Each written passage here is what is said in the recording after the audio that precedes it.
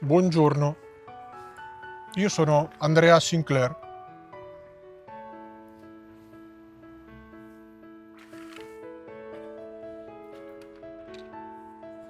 Vuole una RAM?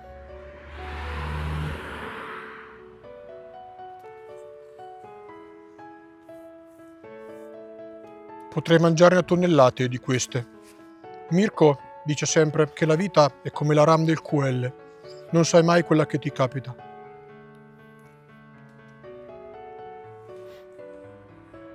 Infatti questa ha un sapore un po' bruciato, mi sa che è da cambiare.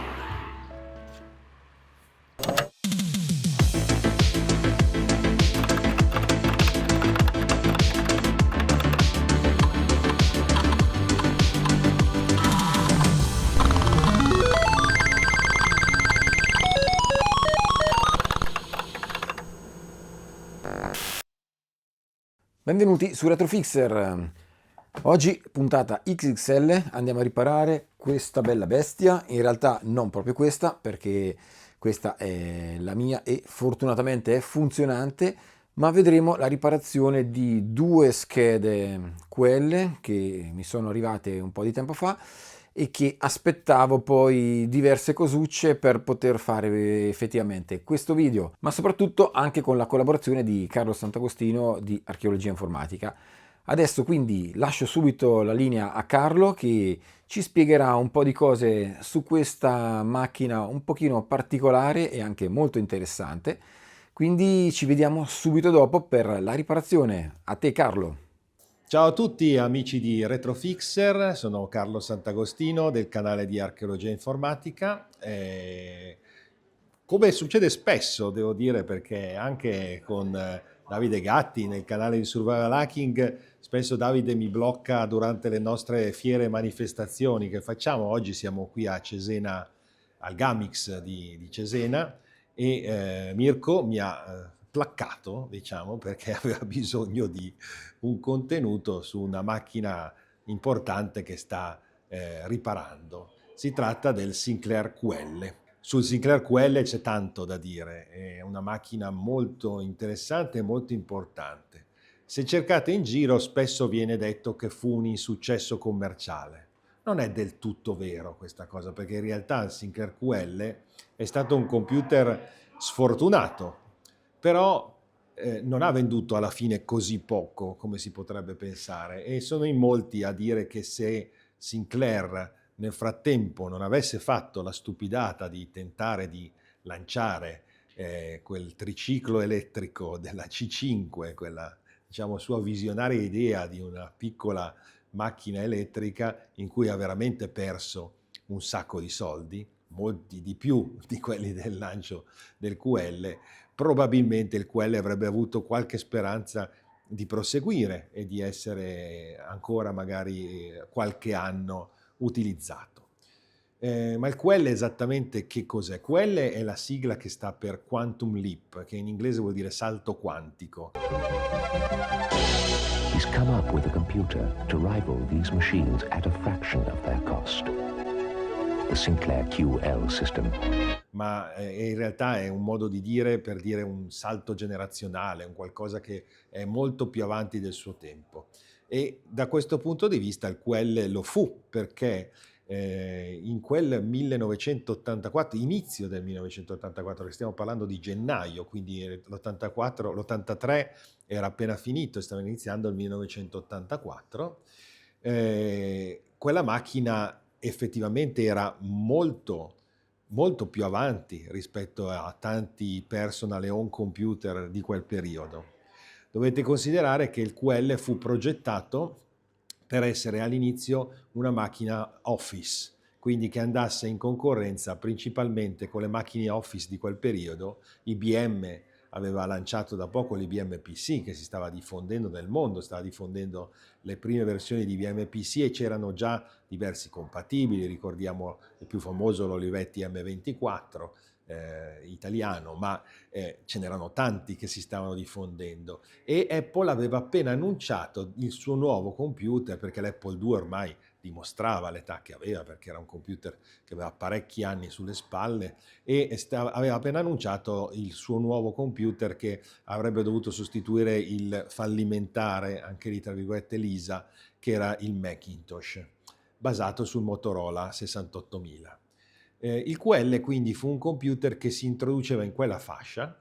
Lo possiamo vedere anche dalla pubblicità che fece Sinclair nel 1984 al lancio, in cui dichiarava appunto che con una frazione del prezzo avreste avuto un computer da ufficio molto più potente di IBM, di Apple, eccetera.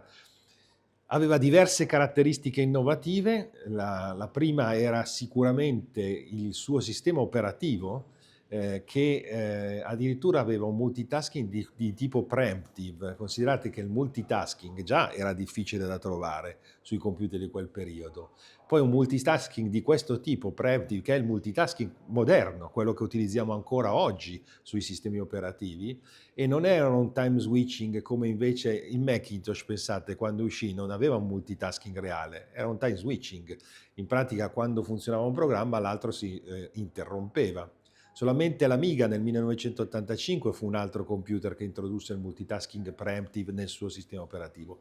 Il QL già ce l'aveva, anche se non aveva un'interfaccia a icone e mouse, aveva però un'interfaccia a finestre di tipo testuale, ma soprattutto aveva un sistema di sviluppo chiamato Super Basic, che era veramente potente, era una specie di evoluzione del Basic, ma quasi anche questo come le versioni moderne del Basic che si sarebbero viste anni dopo, come il Visual Basic di Microsoft. Oltretutto poi QL usciva anche con dei programmi di Office inclusi nella confezione, sviluppati dalla Psion. La Psion era un'azienda molto legata a Sinclair con la produzione del software, e che produsse per il lancio del QL un foglio elettronico, un database, un sistema di videoscrittura, cioè strumenti, programmi di utilizzo Office che potessero essere decisamente produttivi. Ma cosa sbagliò poi in realtà? Lo sbaglio principale fu di volerlo lanciare prima che la Apple uscisse con il Macintosh. Per Sinclair era molto importante uscire per primo con questa nuova macchina, e uscire a gennaio del 1983, anche secondo i progettisti della macchina, era troppo presto, perché avevano appena finito i primi prototipi, quindi il sistema operativo non era ancora finito, c'erano parecchi bug, la macchina non era ancora affidabile dal punto di vista tecnologico.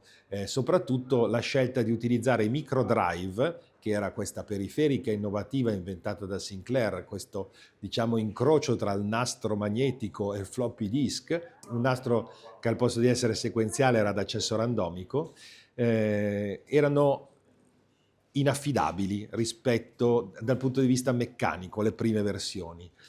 Una cosa che in realtà poi fu corretta molto velocemente, perché le versioni successive del QL, questa è una cosa che non sanno in molti, furono prodotte dalla Samsung, e i microdrive prodotti dalla Samsung, a detta degli utenti stessi che li stanno utilizzando ancora, dopo 30 anni ancora funzionano perfettamente. Quindi in realtà questo mito di inaffidabilità fu dovuto proprio al lancio prematuro di questa tecnologia.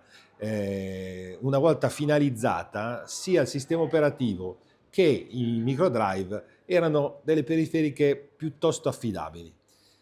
Purtroppo questo, come sappiamo, quando si lancia un prodotto, poi la fama che ti fai all'inizio te la porti dietro, soprattutto se poi succede quello che è successo, perché il 1983, 84, 85 furono degli anni dove l'evoluzione informatica fu vertiginosa, e soprattutto la Sinclair, lanciando così presto il QL, si perse poi tutte le innovazioni che arrivarono da lì a poco. Se considerate che già soltanto 2 anni dopo, nell'85, avremmo avuto computer come l'Atari ST e il Commodore Amiga, avete capito che la tecnologia ha fatto veramente passi da gigante in quel pochissimo tempo intercorso in quegli anni.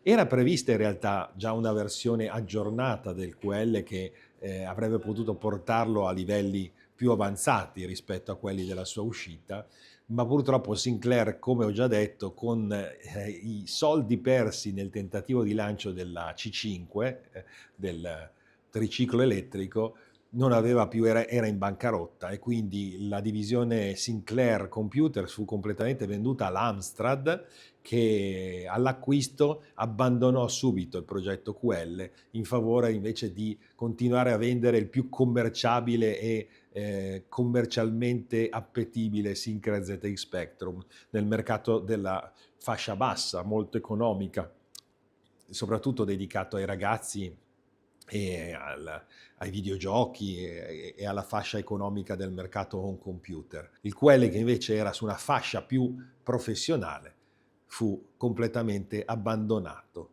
Questo però non impedì agli utenti, alla base di utenti, di andare avanti, e soprattutto ad aziende come la CST, la Cambridge Systems Technologies, che prese le rimanenze dei QL dalla Sinclair e portò avanti il progetto, costruendo anche dei successori come il Tor 2, perché in un ambito molto verticale, in alcuni ambiti verticali, il QL continuò a essere utilizzato. È famosa la storia che il primo computer di Linus Torvald, il creatore di Linux, fu appunto un Sinclair QL. Lui stesso dice che imparò le basi del multitasking preemptive, che poi lo portò a creare il sistema operativo Linux, la sua versione di Unix per personal computer, proprio grazie all'esperienza fatta sul Sinclair QL. E c'è una cosa interessante da dire, perché quando gli si chiede come mai scelse il QL, come tanti, e anch'io mi ricordo, io ero piccolo, però rimasi particolarmente affascinato dall'uscita del QL,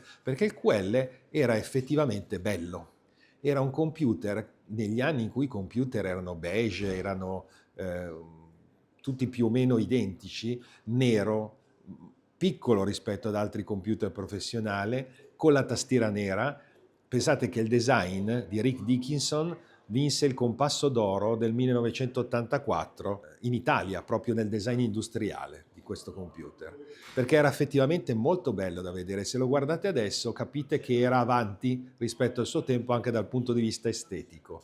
E oltretutto fu lanciato all'inizio, a parte i programmi con cui fu lanciato la Psion produsse anche un videogioco, gli scacchi tridimensionali, che effettivamente, visti all'inizio del 1984, erano qualcosa di incredibile, perché la risoluzione del QL aveva una risoluzione, due tipi di risoluzione, 256x256 a 8 colori e 512x256 a 4 colori, che per l'epoca non era affatto male, e vedere questi scacchi tridimensionali in alta risoluzione a 8 colori su Sinclair QL dava effettivamente una specie di finestra su quello che sarebbe arrivato di lì a qualche anno nel mondo dei videogiochi, quando poi avremmo avuto l'avvento dei computer a 16 bit successivi. Quindi il QL vendette parecchio anche semplicemente per la sua estetica, e poi perché effettivamente chi poteva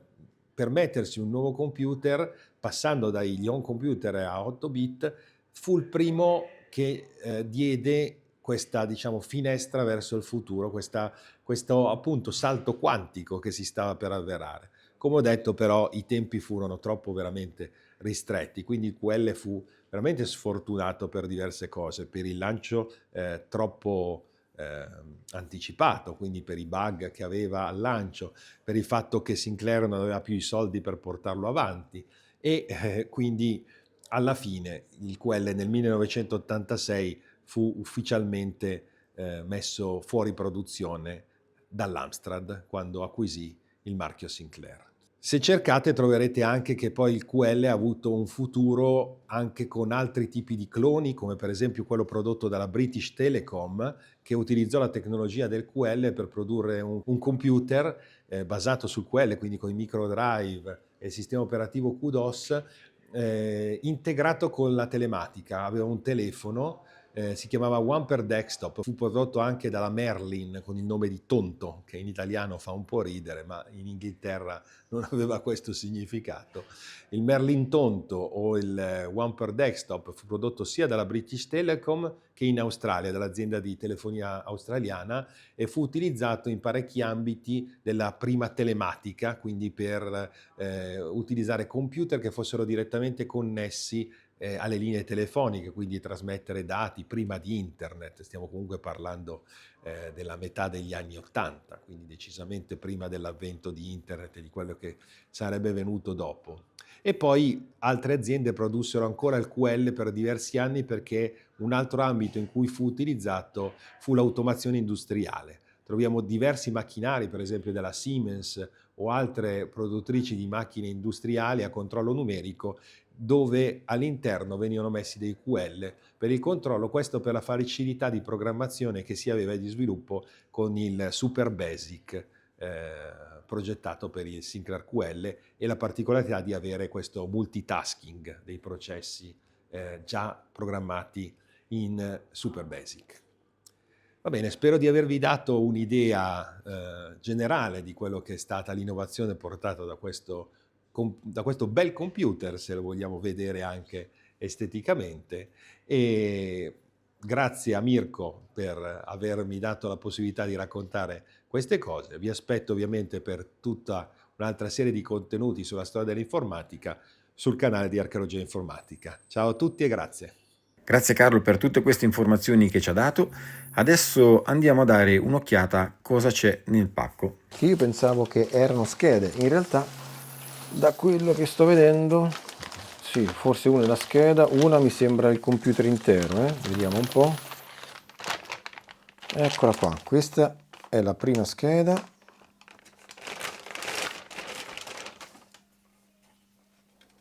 Eccola qua. Qui troviamo un bel sandwich di ROM con una piccola modifica. Qui manca un chip. E non so che revisione è questa, ma io ne ho una, ma sembrerebbe diversa da questa. Vediamo un po', perché poi tra le revisioni queste schede purtroppo cambiano anche abbastanza. Qua c'è il suo regolatore messo su questo adattatore, mamma mia, quante ne facevano. Ed ecco qua, qui troviamo un QL con il suo case e i suoi micro drive, che lì su quell'altra scheda non c'erano. Vediamo che revisione è, ma è probabile che sia una revisione diversa. Poi andiamo a vedere nel dettaglio. Ok, vediamo se c'è altro. Sembra proprio di no. Eccoci qua con il QL. Non so se lo conoscete. Questo doveva essere il salto quantico della Sinclair. Purtroppo hanno cercato di farlo molto in fretta prima dell'uscita del Macintosh, perché questo doveva essere un suo concorrente per prendere quella fetta di mercato e posizionarsi sulle macchine, diciamo, da ufficio, da lavoro. È stato presentato nel 1984 e fatto uscire poi, come detto, di corsa, ma non senza problemi, e purtroppo gravi problemi, perché alcune schede avevano proprio addirittura dei problemi hardware, quindi neanche tanto leggerini. Alcune sono state addirittura vendute con una memoria esterna perché non era ancora stata completata l'architettura interna.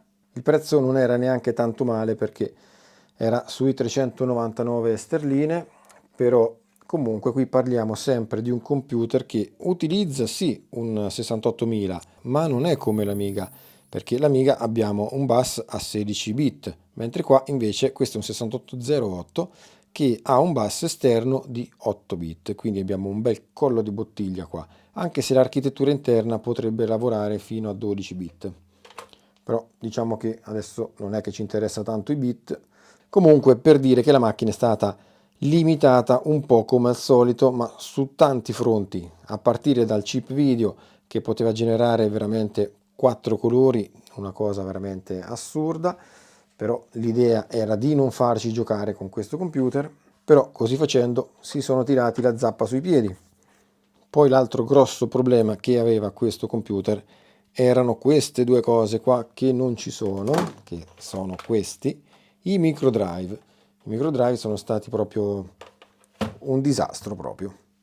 Questi sono veramente un inferno perché una volta funzionano, poi altre volte stessa cartuccia non la legge più, magari si rovina perché purtroppo sono comunque stati spinti proprio oltre il limite e poi cominciano a apparire queste piccole problematiche, anzi grandi problematiche. Tutte le macchine dell'epoca, bene o male, cominciavano ad avere supporti su floppy, qui invece ancora restiamo su queste, diciamo, micro cassettine.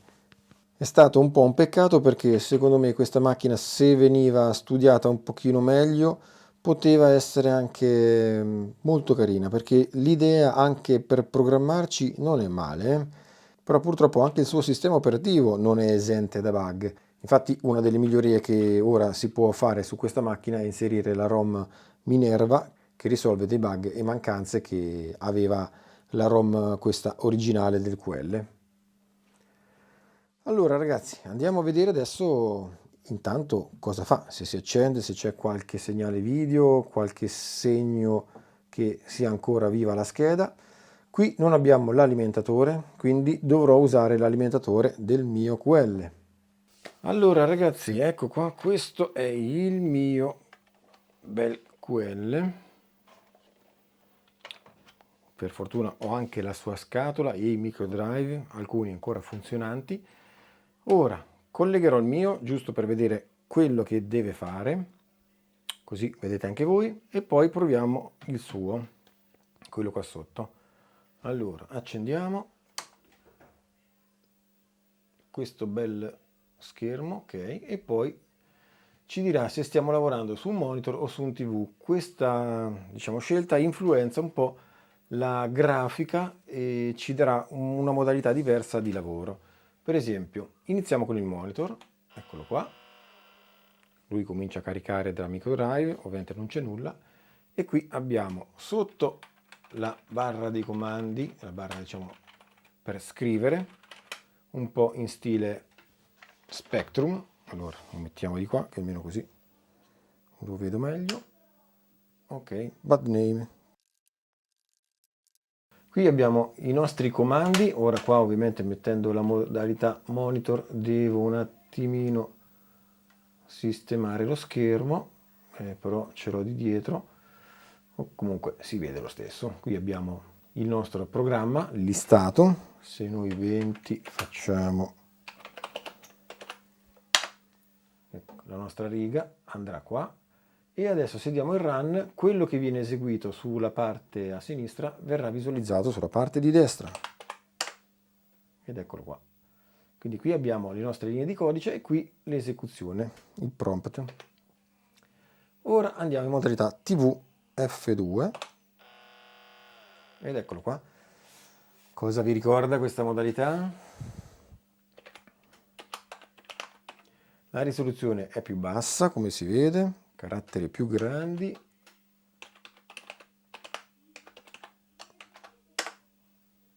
e il listato va a finire qua sopra, tutto sullo stesso schermo, sulla stessa finestra, e poi in rosso invece quello che sta eseguendo, diciamo l'output. Bene, ma questo diciamo che ci interessa poco.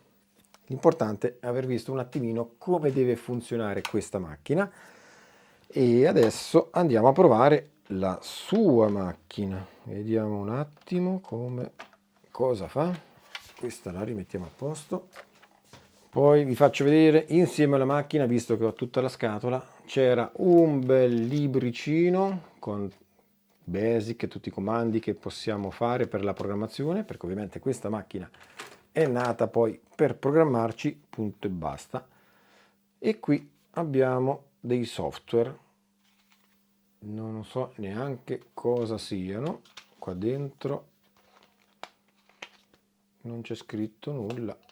Sì, Quill, sì, questi sono i software quelli che davano con la macchina. Eccolo qua, qua abbiamo quelle archivio, questo è per l'archivio, sarà una specie di database.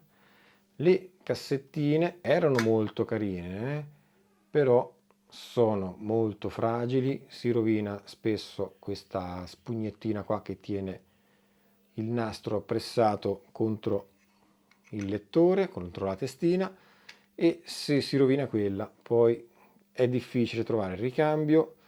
Se lo mettiamo noi potrebbe comunque non funzionare, e comunque tutto questo poi ci pensa lui a rovinarle. Ora che abbiamo collegato la sua macchina, andiamo a vedere cosa fa. Ok, questa la lasciamo da parte, quella scheda. Accendiamo. Doveva girare il micro drive, cosa che non ha fatto. Lo schermo è prevalentemente bianco con qualche riga verde. Qua non si accende nessun LED di attività. Anche qua sopra i LED ovviamente dei drive, di micro drive, sono spenti. E quindi niente, io forse inizierei da questa perché non lo so, mi ispira di più. Andiamo a vedere anche l'altra, vediamo cosa fa. Questa dobbiamo stare attenti perché questa non può essere lasciata accesa per molto tempo, perché qua il regolatore di tensione non ha la sua letta di raffreddamento, e se ci fate caso, poi dopo quando andiamo a smontare questo, la letta di raffreddamento è bella grande, quindi deve dissipare molto calore. Se noi la accendiamo senza, ovviamente se è per mezzo secondo, sì, ovviamente se è per mezzo minuto, un minuto massimo, non succede niente, ma se la lasciamo accesa così, poi questo ce lo giochiamo. Accendiamo e vediamo. Ok, qui abbiamo un po' di righe, tutte cose strane. Ovviamente ancora questo non è incandescente, ma tra poco lo sarà. Già la letta dietro si sente che è molto calda. Quindi questo più o meno è il tempo massimo che lo possiamo tenere acceso senza aletta di raffreddamento, che adesso sta cominciando comunque a scaldare molto. Quindi una ventina di secondi, non lo so quanto sarà passato, massimo mezzo secondo, un minuto secondo me, non so se ci arriviamo. Allora, niente, andiamo a smontare anche questo qua, così facciamo un altro po' di pezzi e vediamo un attimo se la revisione è la stessa, e niente, e cominciamo a vedere questi bei difetti. Questo è strano che non accende la luce qua, mentre invece sul mio QL si accendeva. Ok, per aprirlo abbiamo le solite viti qua sul fondo, qui ne manca una, queste sono lunghe, queste qua sicuramente saranno più corte. No, queste sono più corte. Mi ricordavo che erano diverse, ma queste sicuro, ma queste non me le ricordavo. Che invece erano più corte. Ok, quindi lunghe, medie e probabilmente queste saranno corte. Esatto. Eccolo qua, il QL si apre proprio come niente. C'è la solita membrana, però qui la troviamo un pochino più lunga, quindi non abbiamo paura, diciamo, di aprire il computer e strappare tutto.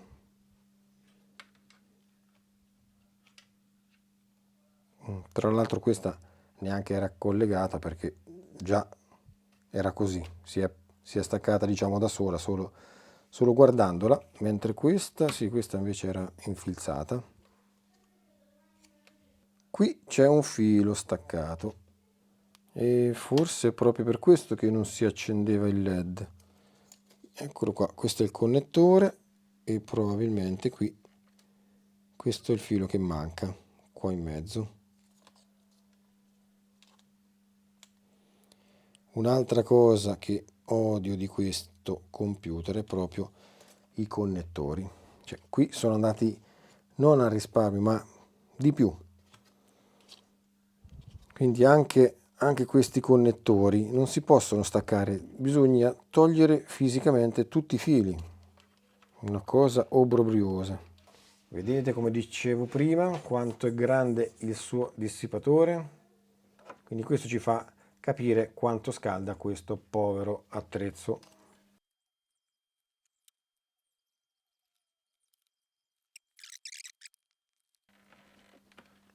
Ok, questo connettore bisogna tirarlo su, così i fili possono uscire e poi vanno rimessi e poi questo va richiuso spingendolo in basso.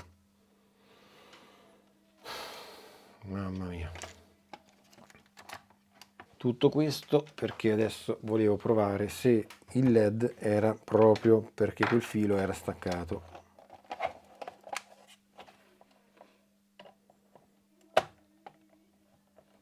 Ok, accendiamo ed eccolo qua, infatti il LED adesso si accende.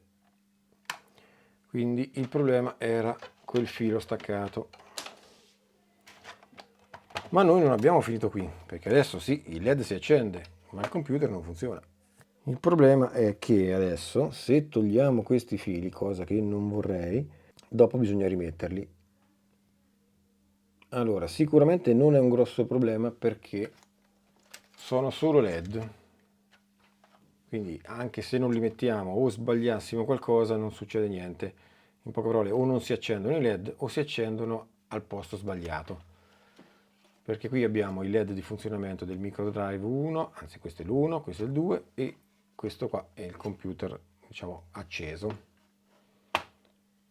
E qui li dovremo avere in fila il rosso che è il LED, il power LED, poi il bianco che è il primo LED e poi abbiamo il grigio che è quest'altro. Quindi lo possiamo anche staccare perché fortunatamente poi mi riguardo il video e mi vedo come sono messi. I negativi comunque sono solo negativi, quindi non è un problema. L'importante è partire dal positivo, negativo, negativo. Quindi qua dobbiamo avere la prima coppia, eccola qui, rosso e nero, che è il power LED. Guardate quanto era lungo questo filo. Poi abbiamo la coppia microdrive 1, bianco e nero, e microdrive 2 che è grigio e nero. Allora, una cosa che possiamo vedere è che qui la revisione sembrerebbe proprio questa, perché abbiamo anche qui la stessa porta logica che qui manca, quindi già da qua vediamo quale chip deve andare a finire qua in mezzo. Questo è un 74 LS00, l'ISUE 5. Io poi ho anche un'altra scheda, questa ce l'ho da diverso tempo, poi è rimasta sempre lì così, e questa però dovrebbe essere una 6, eccola qua, una 6, così vi faccio vedere anche le piccole differenze che ci sono. Qui al posto di avere queste due logiche qua abbiamo questo integrato custom che le dovrebbe inglobare tutte e due. Allora, io intanto lascio un attimino accesa questa che fa quel bello schermo bianco, giusto per capire quale può essere il problema e se si sentono dei chip che scaldano.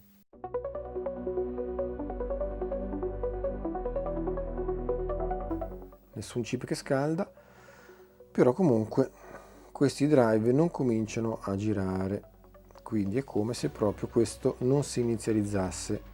Allora, il processore l'abbiamo di ricambio. Questo è un ceramico, quindi anche molto vecchio. Da questa parte non so se riesco ad alzarlo. Dovremmo togliere la scheda, ma se togliamo la scheda poi abbiamo tutti i microdrive in giro e questo connettore ti fa impazzire per mettere poi i pin. E guardate come l'hanno pensato. Questo non è altro che il classico header che poi ci si vanno infilati i pin, solo che questi fili sì, è vero che sono un po' rigidi, però purtroppo mettere questi fili così, anche se sono rigidi, non è facile, perché quando sono tanti è facile che qualcuno magari non vada proprio centrato, un altro si arrotoli, quindi se noi spingiamo giù magari qualcuno entra, qualcuno invece rimane attorcigliato oppure va a toccare da un'altra parte. Sono veramente difficili. Poi sono due file, già se era una fila solo va bene, ma avendocene due bisogna metterne prima uno, poi l'altro, facendo attenzione a quelli che stanno già e ti occupa spazio. Beh, che dire, un vero casino. Un nuovo processore e vediamo un attimo. Non cambia niente, sempre bianco, quindi non è colpa del processore. Anche le ROM comunque non è che godono proprio di una grande fama, queste spesso si rovinano. Vediamo un po' se ce n'ho una io. Ok, qui purtroppo troviamo delle ROM ancora più vecchie, anzi delle EPROM, quindi proverò a utilizzare queste della mia scheda, che sono comunque della stessa fattura, perché sennò quest'altra devo addirittura andare a dissaldare dei fili. Ok, niente, stesso identico effetto.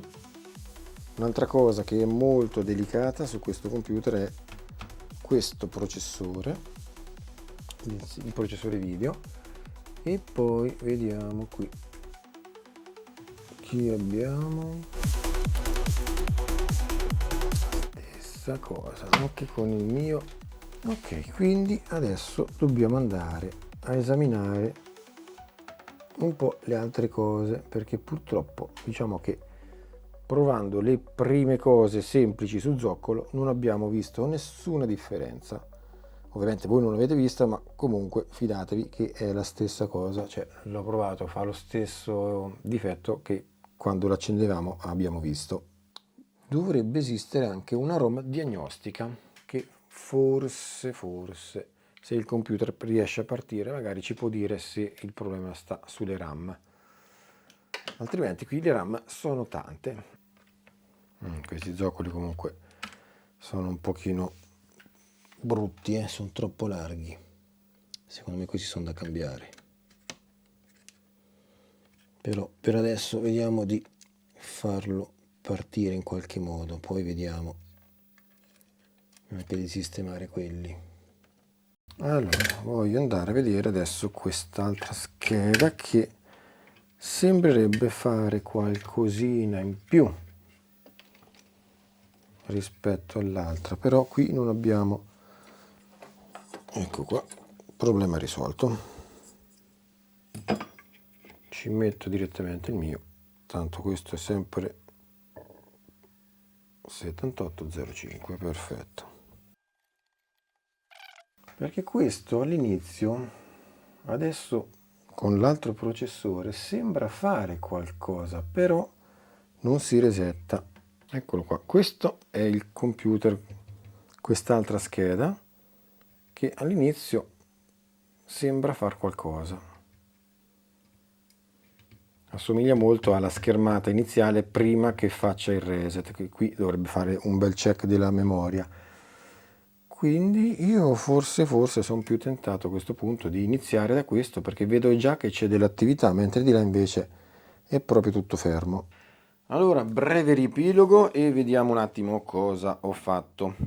Innanzitutto ho indagato un po' su cosa può essere questa schermata bianca, che a me sembrava qualcosa di più grave rispetto all'altra, ma in realtà invece dovrebbe essere migliore dell'altra, perché questa schermatina bianca è sintomo, diciamo, di una RAM guasta. Il problema è che qui di RAM ne abbiamo tante. Potrei mangiare a tonnellate di queste. Non ce n'è nessuna che scalda più delle altre, quindi alla fine è difficile anche andare a individuare quale sarebbe poi da iniziare da una e andando avanti, di sperare di prenderla il prima possibile, che non sia l'ultima.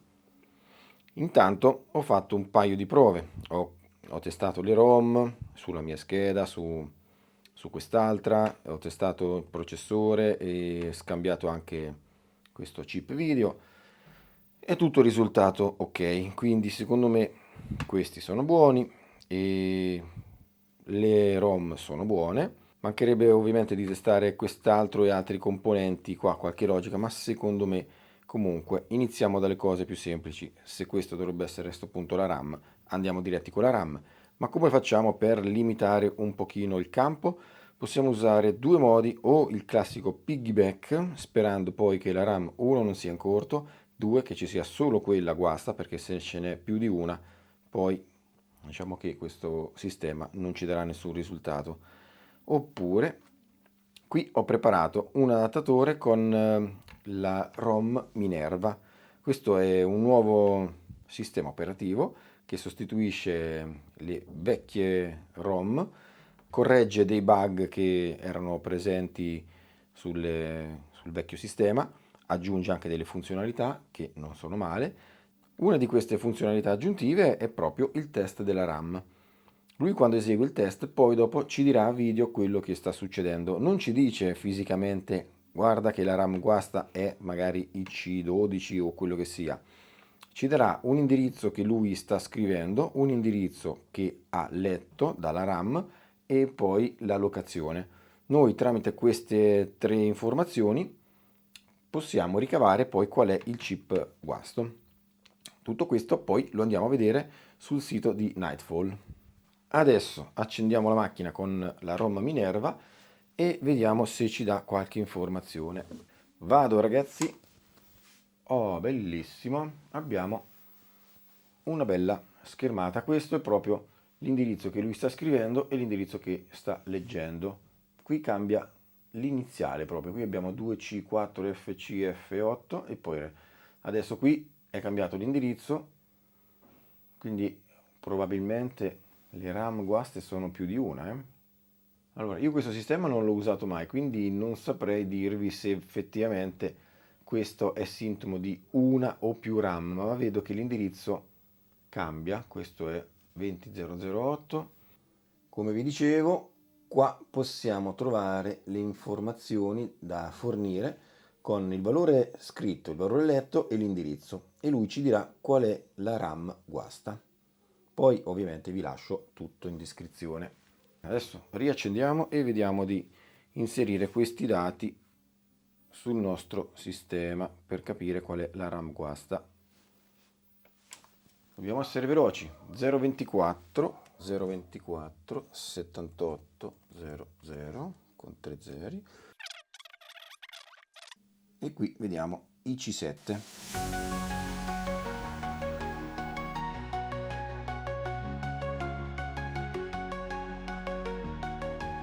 Allora, bene, andiamo con IC7. Qui abbiamo IC9, IC7, eccolo qua. È lui. Qui abbiamo un filo proprio in mezzo. Allora, iniziamo mettendoci un po' di stagno fresco. E anche perché qui veramente c'è poco stagno e i pin le hanno proprio tagliate a filo. Qui non hanno sprecato niente.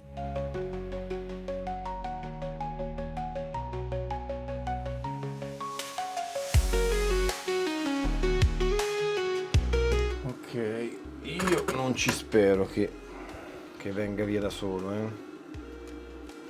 Vediamo un po'. Infatti non mi sembra proprio che ha intenzione di venire via, proprio per niente. Qui lo stagno sopra proprio non se ne vuole andare. Allora, in questi casi, se noi diamo per buono che questa è rotta, la cosa più semplice è tagliare tutte le zampette e buttarla via, tanto ormai sappiamo che è rotta.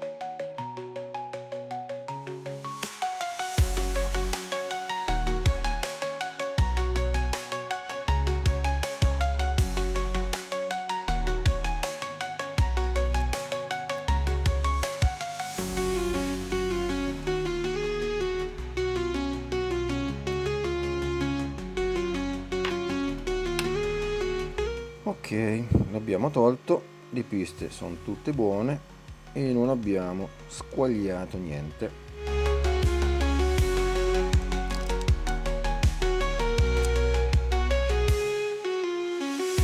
E anche il solder mask qui in mezzo non c'è la stagnatura, quindi anche qui bisogna stare un po' attenti, perché se ci va troppo stagno è facile che questo possa andare in corto con la pista sotto. È tutto un dire questa scheda, eh? Quindi anche cambiare le RAM su questo computer non è proprio una cosa semplicissima, non che non si possa fare, però c'è da stare più attenti che su altri computer.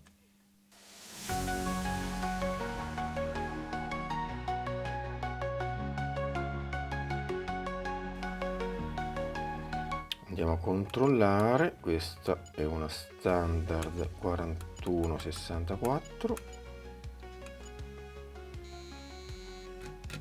Oh, ci ha preso, effettivamente questa è proprio andata.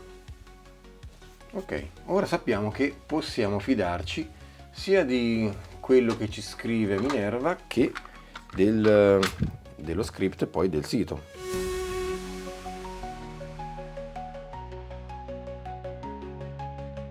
Andiamo a mettere una nuova 4164, ma prima la andiamo a testare. Non si sa mai, che andiamo a mettere un'altra guasta. Ok, test passato.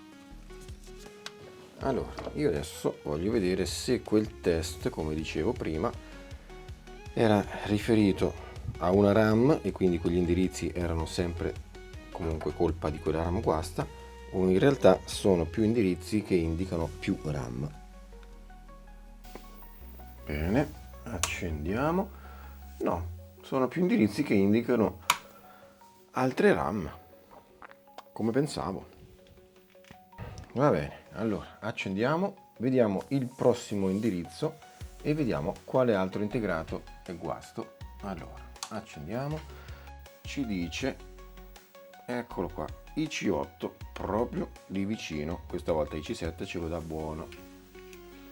L'indirizzo questa volta non sembra cambiare, è proprio fisso su quel codice lì, quindi spero che sia l'ultima.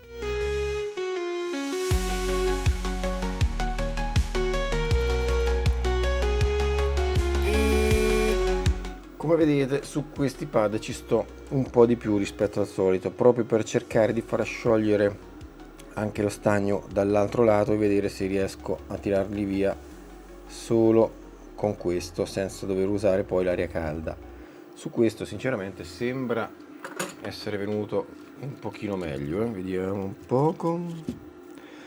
Sembra, ma non è, perché poi di qua comunque abbiamo 1, 2, 3, 4, ci sono comunque altri pin che purtroppo, anche se sotto sembra che venga via lo stagno bene, in realtà sopra i pin veramente puliti sono veramente pochi.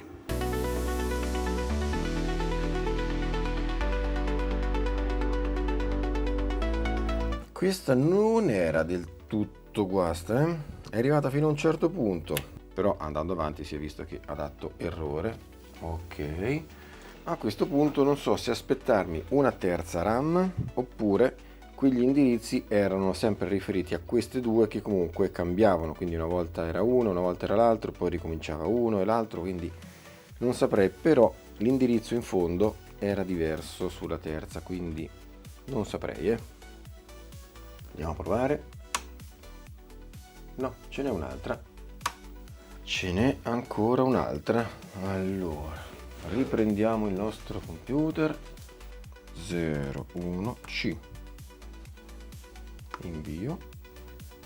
IC2. E questa volta abbiamo Minerva con delle strisce. Quindi qualcosa sta provando a caricare. IC2 questa volta.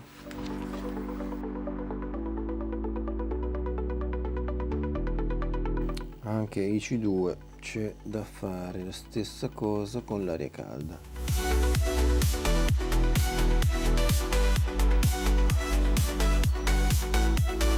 Ci ha detto una bugia. IC2 bad, ma questa a me non pare bad per niente. Ok, comunque è buona anche questa. Allora, io adesso vorrei verificare innanzitutto cosa fa senza quella RAM. se ci dà ancora IC2. Poi proviamo a metterci quest'altra che è nuova, rivediamo cosa ci dà, ma secondo me ci dirà sempre che c'è una RAM che non va. Anche questa è buona, quindi ok, ci siamo. Adesso se accendo mi dovrebbe dire che la RAM 2 è guasta. 2004, ok, me la dà guasta. Adesso non so se effettivamente è IC2 perché non sono andato a decodificarlo, però ora ci mettiamo quest'altra mia, che questa è nuova perlomeno, e continua a darci una RAM 28010 l'indirizzo, C2 è quello diverso, e sta dicendo che adesso è IC1, questo maledetto.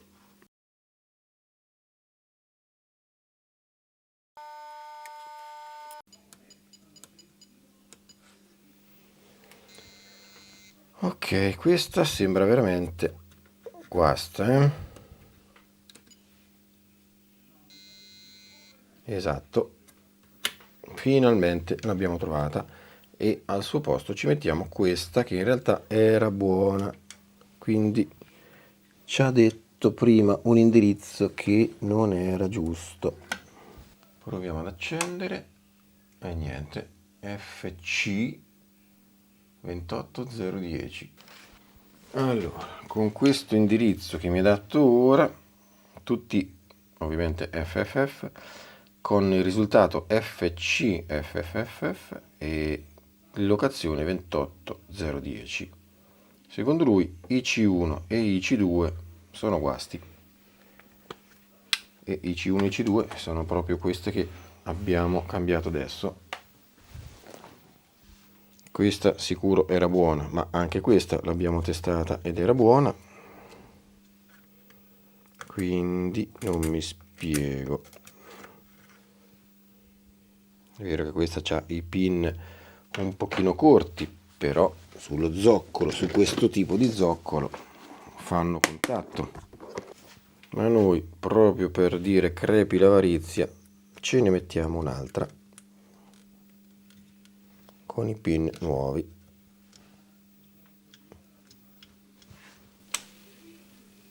Niente, FB 2808, anzi 008.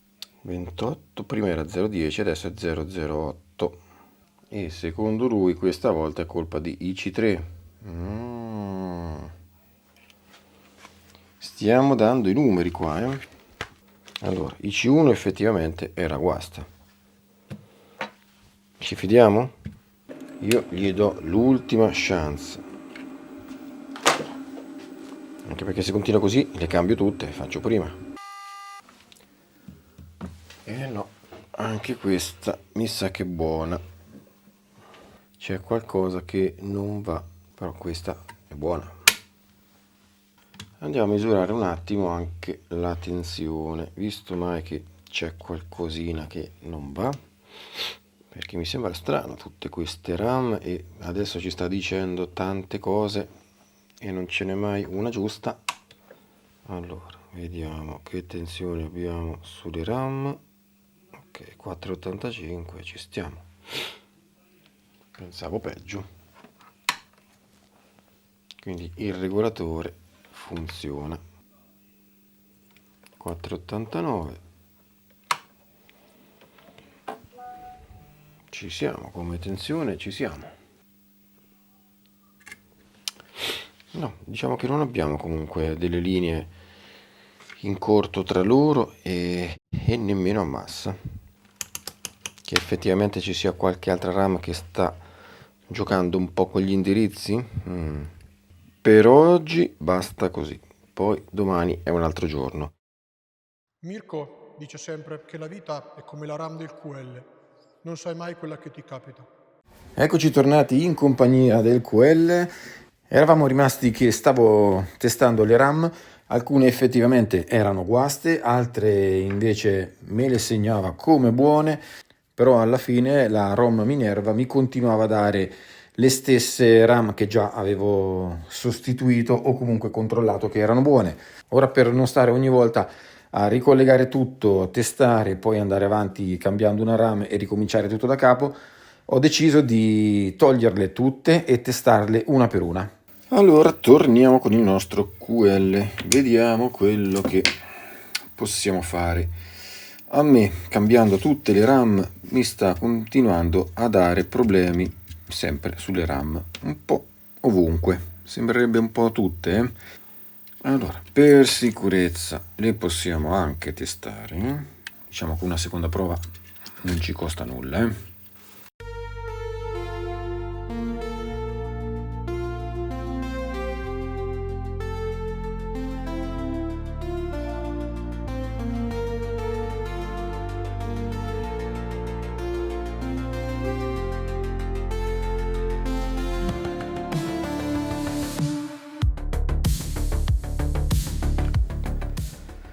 Allora diamo un attimo uno sguardo, che prima, per guardare un po' veloce quest'altra scheda, non è che avevo fatto molto caso, ma ora che la stavo provando, perché sì, si accende come abbiamo visto, però se guardiamo bene, qui manca una RAM, qui c'è un pin che è saltato, però fortunatamente non era collegato né sopra né sotto, sì, sopra no. E poi qui c'è un'altra RAM che è stata un po' dissaldata, non è stata tolta, però ci sono sotto, eccoli qua, delle tracce, anzi dei pad che sono senza stagno. A questo punto mettiamo uno zoccolo anche qui, visto che è stato tolto, diamo una pulita alle piste, perché vedo che ancora non sono stati neanche tolte bene lo stagno dappertutto. Poi risaldiamo questa e vediamo se cambia qualcosa.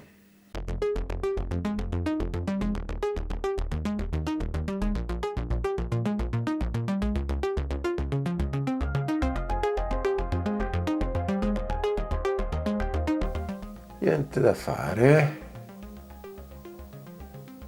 la schermata iniziale fa sempre così, non va avanti. Allora vediamo se possiamo fare qualcos'altro. La RAM ora l'abbiamo rimessa, quell'altra RAM adesso è risaldata. Vediamo un po' se potrebbe essere un problema di ROM o forse qualcos'altro. Allora, qui abbiamo queste due RAM un pochino più vecchiotte e come configurazione troviamo questi ponticelli qua. Abbiamo il primo chiuso, il secondo, il terzo, il quarto, il quinto aperto e il sesto chiuso.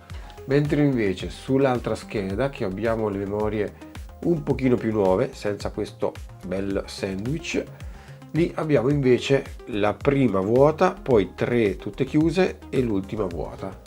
Quindi la mia idea potrebbe essere anche di prendere le ROM di là, metterle di qui e cambiare la configurazione facendola come l'altra, così possiamo provare le altre ROM. Altrimenti qui adesso, se ci mettiamo la ROM Minerva, questa che avevo fatto, questa purtroppo qui non funziona perché il pin out è leggermente diverso.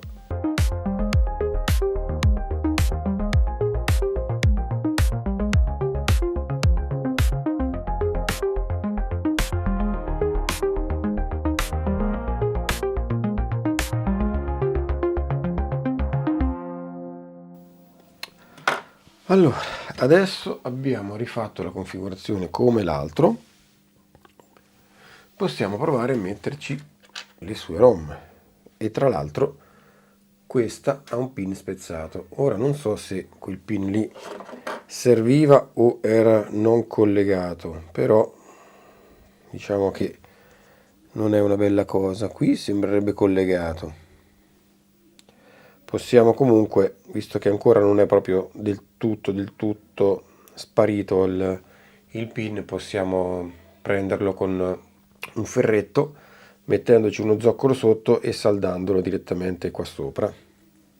Anzi, forse conviene farlo di già, perché ho paura che magari adesso, andandolo a provare qui, poi potrebbe comunque non funzionare per quest'altro motivo. Ed eccolo qua, adesso va bene. Vediamo adesso cosa fa con questa nuova configurazione. Non sta facendo niente di che, però adesso possiamo provarci anche la nostra ROM. Ecco, ora abbiamo Minerva che non ci fa nulla. Allora, questo piccolo aggiornamento, questa è la seconda scheda, anche questa è quella che dà sempre problemi. Volevo provare con la ROM Minerva, ma non c'è nulla da fare, non appare nulla a video. Ho fatto le stesse modifiche di configurazione dell'altra scheda, perché qui c'erano due EEPROM diverse ed erano configurate in un'altra maniera. Allora, qui l'unica cosa che vedo di strano è che le uscite di queste due sono più basse rispetto a quell'altre e non so bene perché. Vediamo un po'. Quindi c'è il segnale DB1 che potrebbe dipendere o effettivamente da queste due memorie sopra e sotto, oppure da questo qua o qualcun altro che le controlla. Vediamo un attimo. Questo, ecco qua, è il segnale, che è abbastanza brutto e basso. Nelle altre, eccolo qua, quindi secondo me lì c'è qualcosa che non va. Allora, le RAM non erano, le ho controllate, e quindi passiamo a lui, che è quello che controlla il segnale di uscita di quelle due RAM, anzi in realtà di tutte, quindi andiamo a vedere cosa fa lui. Tac. Questo è guasto. Il segnale era DB1, quello che mi dava problemi. Eccoci, abbiamo sostituito il 74HC245, qui c'è sempre la nostra Minerva. Queste sono buone, controllate prima, sono buone, quest'altra pure, visto che c'ero, anche se era già zoccolata, è buona. Gli altri componenti, questi sono buoni. Allora, qui manca il quarzo perché l'ho messo sull'altra scheda per provare, quindi adesso un attimo verifichiamo se parte qualcosa, poi andiamo a rimettere anche il quarzo, ma questo servirà più che altro per la parte micro drive. Vediamo un attimo, accendiamo. Ok, questa non è una bella schermata.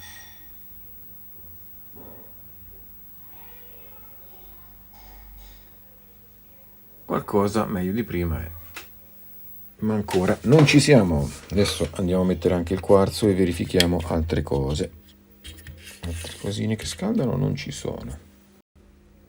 Ora abbiamo risaldato anche il quarzo e qualcosa si comincia a intravedere. Ci sono quelle linee, adesso andiamo a vedere chi è che può causare anche quel problema lì. Se accendiamo, lui prova, ok, si vede sotto Minerva, e questa è la schermata proprio della Minerva, della ROM, quindi ci siamo quasi, ragazzi.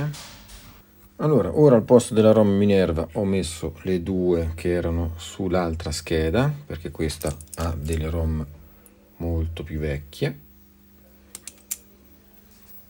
E guardate qua, si comincia a vedere anche la selezione, si legge pure F1, F2, TV, mancano quei segnali. Secondo me questo dovrebbe essere un problema di comunicazione tra la parte video e l'uscita RGB, comunque l'encoder. Vediamo un attimino, sembrerebbe che manca comunque qualche linea, però il computer ora sta facendo effettivamente il suo dovere. Dopo l'ennesima pulizia e rimonta, smonta, eccetera, eccetera, andiamo a provare. Questa schermata ci piace e guardate qua che bello, perfetto, questa è proprio la sua schermata senza nessun problema. C'era ancora un po' di sporco in giro, quindi direi che uno forse l'abbiamo sistemato. Ora proviamo la tastiera, ma purtroppo la tastiera del QL è nota per avere anche questa problemi come lo Spectrum. La membrana si rovina molto facilmente. Tastiera c'è. bello, bello, bello, bello, vediamo un po', andiamo in modalità TV con F2, porca miseria, funziona anche la tastiera, mamma mia, funziona anche la tastiera, grande, non ci speravo proprio, vedendo come era messo, sono veramente contento perché questo mi ha fatto veramente uscire pazzo questo QL. Però funzionano anche tutti i tasti, grande, grande. Allora, questo volendo lo possiamo rimettere anche nel suo case e ci possiamo anche rimontare i micro drive. Vediamo se quelli funzionano. Purtroppo questi sono un altro tasto dolente di questo computer, che ne ha più di uno, come abbiamo visto. E poi, armati di pazienza, dobbiamo provare a inserire questo connettore, perché più volte lo togliamo e più sarà poi difficile rimetterlo. Poi dopo i pin si rovinano, si piegano e alla fine, quando li andiamo a inserire, succede pure che si piegano su se stessi. Il primo è andato. Se tutto va bene, quando lo accendiamo questo dovrebbe cominciare a ronzare.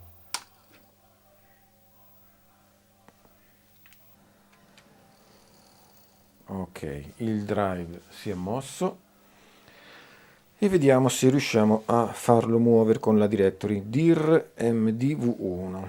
Per esempio, facciamo una directory dir underscore, adesso come lo faccio con questo qua? Bene, il drive facendo la directory si muove. Vediamo se c'è un micro drive per fare un test. Proviamo anche il micro drive. Probabilmente questi non li leggeranno perché questo era di un altro QL che ho io. Riproviamo a fare la directory. Il disco gira, ovviamente non trova niente, come pensavo.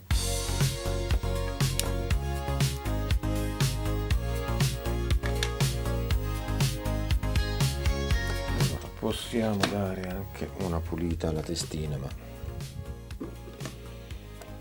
purtroppo i micro drive hanno questo brutto problema. Beh. Diciamo che ci sta provando comunque.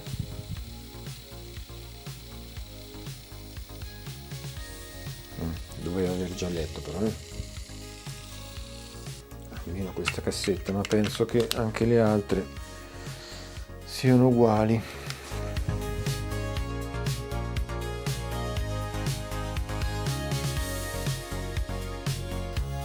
Eccolo qua, il secondo micro drive ha letto anche la directory, quindi il secondo funziona.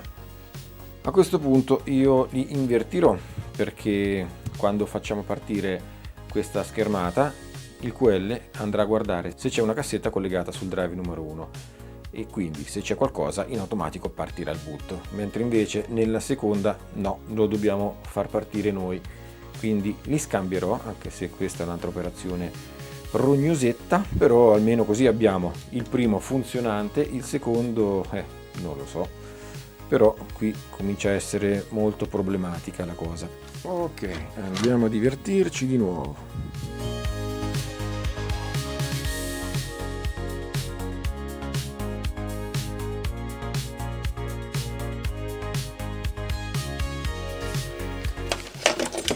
Micro drive invertiti,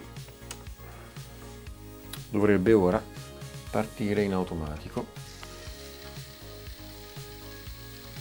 se c'è un file di boot.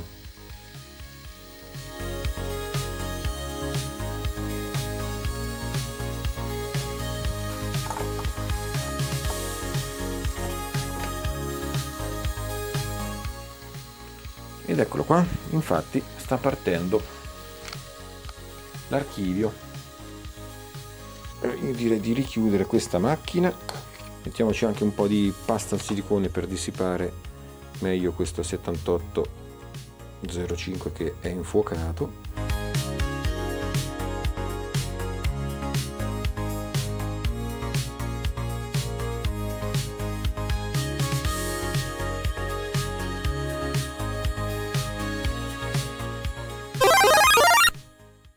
piccolo bonus, questa è un'altra mia scheda che avevo ma ormai da molti anni e avevo iniziato a ripararla, poi alla fine ho dovuto abbandonare perché proprio non ci cavavo più le gambe.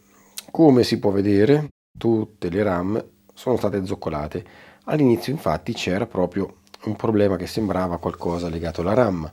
Non conoscevo bene questa macchina, non sapevo anche di questa ROM che ci aiutava un pochino a capire quale potesse essere il guasto e sono andato piano piano a testarle tutte e ovviamente non ne ho trovata nemmeno una guasta e quindi sono cominciato a provare tutti gli altri chip, ma non avevo una seconda scheda, quindi non era neanche facile, non conoscevo proprio per niente la macchina e alla fine dopo tutto questo tempo ho deciso proprio di abbandonarla.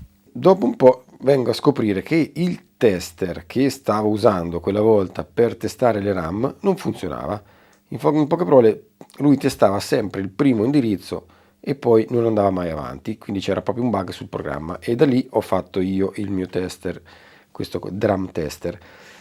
E questo qua poi dopo funzionava, ma a quel punto non ho più ripreso in mano questa scheda per andare a provarle tutte. Adesso, visto che sto realizzando questo video e ho deciso anche di tirar fuori un'altra volta questo cimelio, mi sono messo con il nuovo tester a testarle tutte e indovinate un po'? Ho trovato finalmente quella guasta. C'è stato un problemino non da poco perché questo si era guastato, quindi ho dovuto anche sostituire questo. Il processore suo originale, anche lui secondo me dà qualche problema, però non vorrei escludere che sia anche un'altra questione di contatti, perché ormai questa scheda poverina è stata veramente messa tutta a soqquadro, però intanto sembrerebbe comunque far qualcosa. Adesso ho rimesso tutto, le RAM sono funzionanti, il processore è dell'altra scheda che sto testando, poi lo andrò a provare magari anche con il mio che ho già segnato che secondo me non funziona. Questo l'avevo già cambiato a suo tempo e fortunatamente funziona e adesso vi faccio vedere cosa fa. Come si vede adesso il computer sembra funzionare, questa è la schermata iniziale che abbiamo visto prima sul mio Sinclair QL funzionante. Questo dà la stessa schermata, la ROM questa è originale, ma manca un colore e secondo me sembrerebbe proprio il blu. Quindi diciamo che questa scheda dovrebbe essere ripartita, ma ha ancora qualche problema, ma forse questo magari lo risolviamo anche semplicemente. Ora andiamo a vedere un attimo che giro fa il segnale RGB e cerchiamo di capire se c'è una traccia, un pin che manca o è proprio l'encoder RGB che non funziona. Questo volendo lo possiamo anche provare veramente con poco. Ora proviamo con un altro encoder, no, il risultato non cambia. Quindi non è colpa dell'encoder. Allora, l'encoder, eccolo qua. Questo è l'encoder RGB che sembrerebbe comunque essere tutto ok. E adesso dobbiamo andare a vedere lo schema. Questo è lo schema e qui abbiamo il connettore. Secondo me manca questo qua, il pin blu, che dovrebbe andare attraverso questa resistenza R50 al condensatore C25 al pin 5. Oppure, se questa è buona, potrebbe essere invece che manca la parte che arriva a questo encoder. Allora, R59, eccola qua, da un lato qua, dovrebbe andare diretta sia all'8 che a R50. Allora, qui abbiamo, come detto, R53 che va a R50 e poi dopo da R50 passa oltre e va a R59. R59 l'abbiamo trovata, sta qua. Abbiamo 6K, quindi sicuramente c'è qualcos'altro in mezzo, ma il segnale qui c'è. Comunque, questo integrato non ci serve. Non è lui, perché adesso sto guardando un attimino meglio e dallo schema questo integrato sì che è un encoder RGB, ma serve solo per generare il composito per lui. in realtà il segnale RGB è proprio diretto da questo, e qui c'è anche il problema che infatti, non essendoci nemmeno un buffer, questo è molto molto pericoloso, perché rischiamo con poco di friggere direttamente lui per qualsiasi problema che ci sia magari sul cavo o qualcos'altro. Quindi questo è un altro dei difetti di questo computer. Allora, noi abbiamo che 21, 22, 23, 24, 25, 26, 27, 28, 29, 30 e il rosso. Qui dovremmo avere qualcosa. Il rosso c'è sull'oscilloscopio. Il segnale rosso c'è. Andiamo a vedere questo qua che è il green. Anche lui sembra esserci, e poi quello dopo che è il blu, e c'è anche il blu. Allora, R59, vediamo un po' se abbiamo qualcosa. Alimentati, sì, su R59 qui il segnale blu c'è. Poi R58 dobbiamo avere il green, che è questo sopra. No, il verde non c'è, quindi secondo me allora a questo punto ho sbagliato io, è il verde che manca. Poi 57, vediamo un po', ci sta. Adesso vi faccio vedere anche a voi che c'erano quei puntini verdi e lì non si vedevano. E questo non era blu, ma era un contorno verde, e lì mi ha portato fuori strada, perché ero convinto quasi che ci fosse stato il blu. Ecco, così dovreste vedere. Lo si capiva invece dalla schermata iniziale, che faceva tutti quei puntini, e lì ovviamente il blu non c'era, ma c'era rosso e verde, quindi come si può vedere qua, rosso, verde e bianco. Quindi mancava proprio il verde. Bene, dai. Alla fine sono riuscito a far partire di nuovo anche questa mia vecchia scheda. Allora, ultimo aggiornamento, tolto il processore dell'altra scheda e ho rimesso il mio, che all'inizio mi sembrava guasto, ma in realtà no, probabilmente c'era un altro problema in giro, e adesso lo proviamo, vediamo un po'. Eccolo qua, questo è il mio e la schermata è uguale, perfetta. Volevo anche rimettere la tastiera, ma mi sono ricordato ora che la mia aveva la membrana rotta. Vi dicevo che non avevo la membrana, nel senso che ho la tastiera senza membrana, ma guardate qua, avevo comprato proprio la membrana di ricambio, che poi non ho mai installato perché ovviamente il computer non funzionava. Questa è la nuova membrana del QL.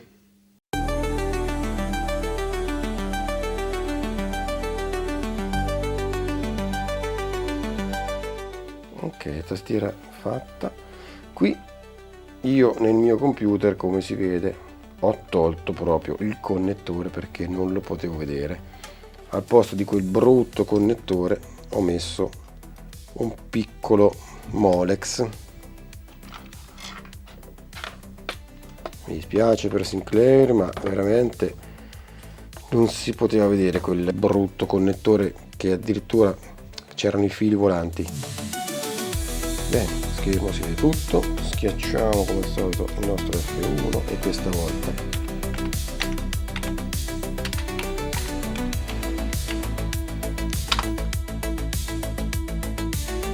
perfetto. Finalmente il mio bellissimo e vecchio computer, rimasto lì in attesa, dimenticato sicuramente da più di 2 anni, finalmente è stato riparato.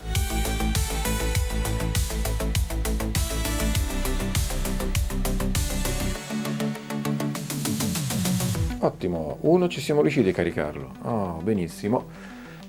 Quindi ragazzi, questo QL finalmente è completamente ripristinato. Questo principalmente come guasto aveva questo integrato qua, LS, il 74 LS245 che era guasto, più era stata già sostituita una RAM. Avevo visto che mancavano ancora delle saldature sotto, quindi queste sono state un pochino ripristinate. In più abbiamo tolto le sue vecchie ROM e le abbiamo aggiornate con quelle un pochino più moderne. Aggiornamento seconda scheda, che poi tra l'altro è la prima, perché come avete visto la scheda che avevo lasciato da parte, che aveva queste vecchie ROM, l'avevo lasciata da parte perché credevo che fosse un pochino più complicata, ma questa, visto che mi portava parecchio avanti, avevo sostituito anche tutte le RAM, addirittura 7 ne avevo cambiate, testato altri chip, erano tutti buoni, continuavano a funzionare e alla fine ho detto ok, prendiamo di nuovo quella lasciata da parte, rimettiamoci mano, ho cominciato a testare i segnali, lì c'era il problema che ho trovato sulla linea di uscita DB1 e era il 74 LS245 che aveva una linea che era, si può dire, quasi in corto, buttava giù il segnale e dava questi problemi. Allora, fatto quello, sistemato, ho modificato poi la scheda per mettere la nuova ROM, quella più moderna, e ho messo le ROM che effettivamente stavano su questa scheda. Alla fine quella scheda è partita, messo tutto a posto, messo dentro il suo bel case con la tastiera funziona tutto, quindi un QL l'abbiamo sistemato. Ora rimane questa che era quella che stava all'interno di quel case, che sembrava messa meglio, perché l'altra non aveva nemmeno il regolatore di tensione, anzi ce l'aveva ma usciva 7 volte qualcosa, quindi era bruciato e quindi avevo più dubbi che avesse bruciato qualcosa su quell'altra scheda. In realtà ancora era funzionante. Ora ho ripreso di nuovo questa che mi faceva impazzire perché tutte le volte mi davano tutte le RAM sopra guaste, dalla 1 alla 8, non si capiva perché.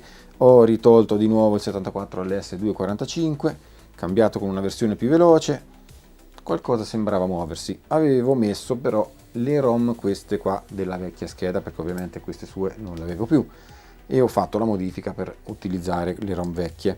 Poi mi sono accorto che una di queste scaldava veramente tanto.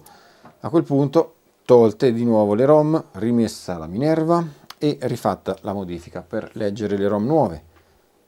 Eccoci qua, alla fine ancora guasto sulla RAM IC6 guasta, che a me purtroppo me la dava come buona, cambiata per non stare neanche a pensarci IC6, e ora guardate qua.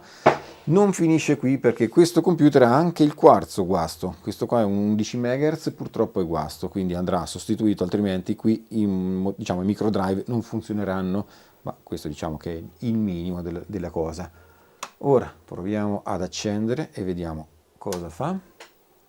Bella schermata, logo Minerva e poi la scelta F1 F2 se usare un monitor oppure un TV. Se noi comunque aspettiamo, lui caricherà, eccolo qua, il sistema dalla tipo modalità televisione. Sotto abbiamo il solito prompt. Finalmente ragazzi, non si vedeva la fine ma ce l'abbiamo fatta. Anche questa scheda QL è ripartita e, molto contento. Non le voglio più vedere perché queste schede mi hanno fatto veramente uscire matto. Basta toccarle, spostare qualsiasi cosa che cambia in continuazione e tutte le volte ricominci sempre da capo a cercare il problema. Però finalmente questa scheda è ripristinata, quindi ora le abbiamo tutte e due salvate.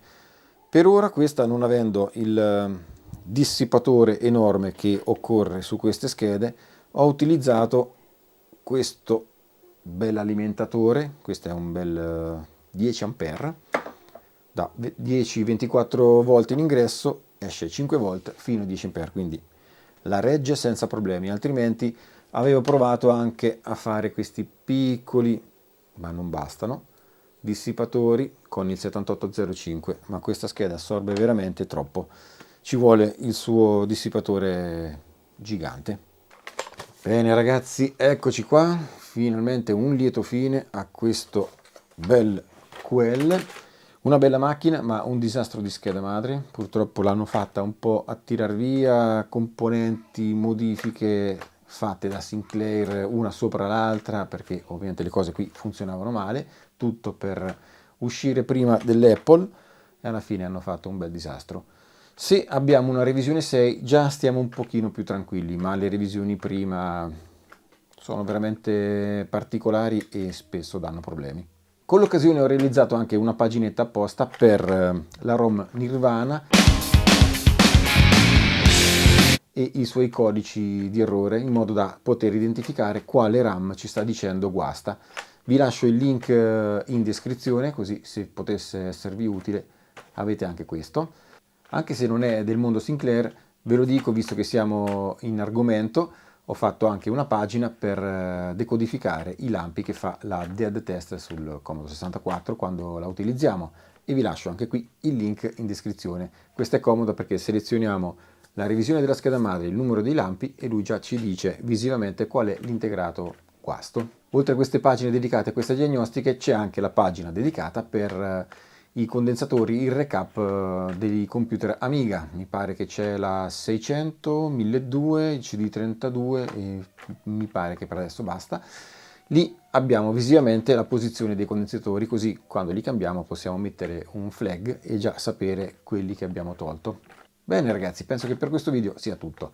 Vi ricordo che se non l'avete fatto di iscrivervi al canale, a noi fa molto piacere, lasciate un bel pollicione se questo video vi è piaciuto. Se volete supportarci in qualsiasi modo trovate tutti i nostri riferimenti qua sotto in descrizione. Se volete fate un salto su Patreon, ogni tanto mettiamo anche qualche contenuto gratuito. Se poi volete anche iscrivervi e supportarci, a noi fa molto piacere, così la nostra piccola famiglia crescerà sempre di più e potremo mettere sempre più contenuti sul canale. Vi ringrazio di essere stati con noi e vi do appuntamento alla prossima. Ciao Fixer!